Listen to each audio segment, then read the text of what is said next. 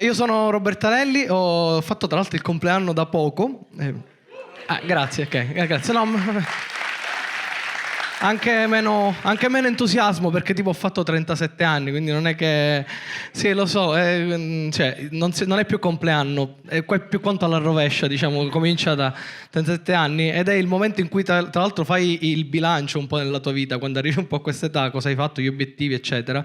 E ho scoperto che Mozart, il grande compositore, è morto all'età di 36 anni.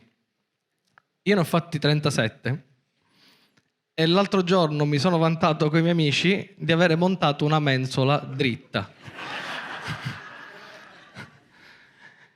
Io non so se faranno mai un museo con la mia mensola montata lì. È una targhetta sotto scritto Robertanelli novembre 2023. E attorno una serie di mensole montate storte. Questo è il periodo giovanile di Robertanelli, lo può vedere.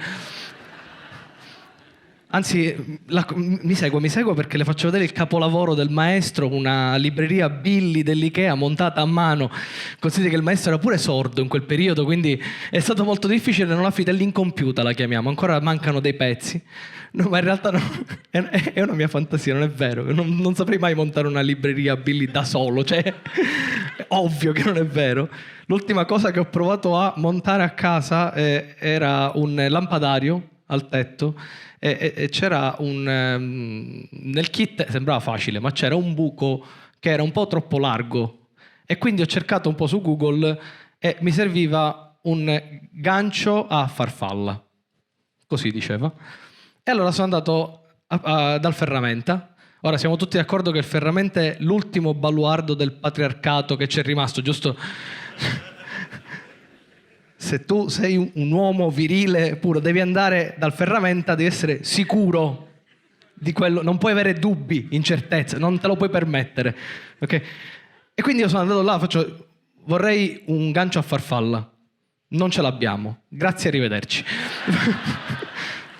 Aspetti, se vuole, abbiamo un gancio a bilancino. Ok, lo prendo. Ma sì.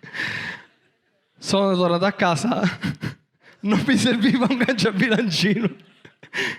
Sono tornato al ferramenta a farmi ridare i soldi, secondo voi? No, perché il patriarcato ha un costo, capito? 2,70 € tipo era il costo, perché non puoi tornare lì con gli occhi della sconfitta, non puoi dimostrare che vince il maschio alfa contro di me, capito? Cioè la mia specie, quelli come me, si devono mimetizzare un po' in questa cosa, siamo dei camaleonti sociali. Cioè se io vedo un gruppo di uomini che si grattano le palle, io pure gli gratto le palle, devo comunque sviare questa cosa e infatti l'ultima cosa che mi si è rotta in casa non ho neanche provato perché mi si è rotto il lavandino del bagno. La mia soluzione? Una bacinella. Mi lavo i denti, ci sputo. Fatto. Dopo una settimana ho detto non posso vivere in un porcile, devo fare qualcosa. Allora ho chiamato un rappresentante del patriarcato. Bravo, l'idraulico, ho chiamato l'idraulico, che è venuto a casa e intanto si è presentato, mi ha fatto ridere questa cosa perché si presenta: salve, sono l'idraulico, piacere, Mario. Che dico, cazzo,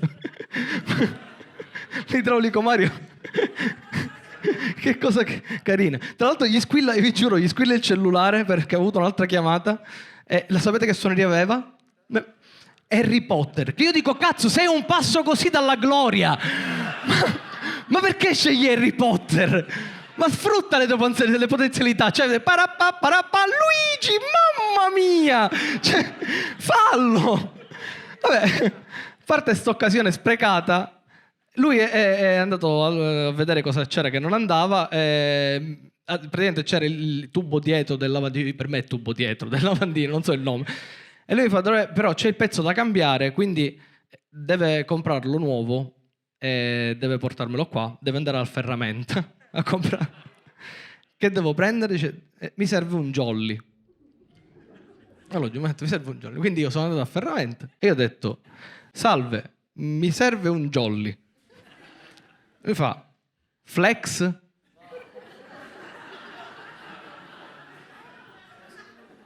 Quello era chiaramente un test. Io faccio, yes! Torno a casa, salgo e faccio, ho preso un Jolly Flex, già che c'ero, non si sa mai, nell'evento. No, ha fatto bene, ha fatto bene. Però nel frattempo, purtroppo, c'è un altro pezzo che è da sostituire completamente, quindi deve tornare a ferramenta e mi deve prendere una piretta. Conscio del fatto che il ferramenta avrebbe potuto dirmi altro, gli dico, devo dire qualcos'altro, a parte piretta? Fa, sì, già che c'è, gli dica cric croc.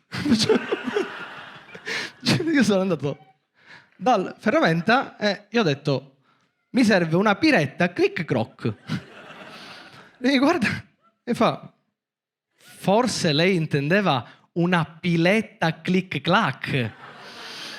Ma pezzo di merda! Lì ho avuto la conferma che l'idraulico e il ferramenta si incontrano di notte. Me ne hai mandato un altro, vecchio briccone.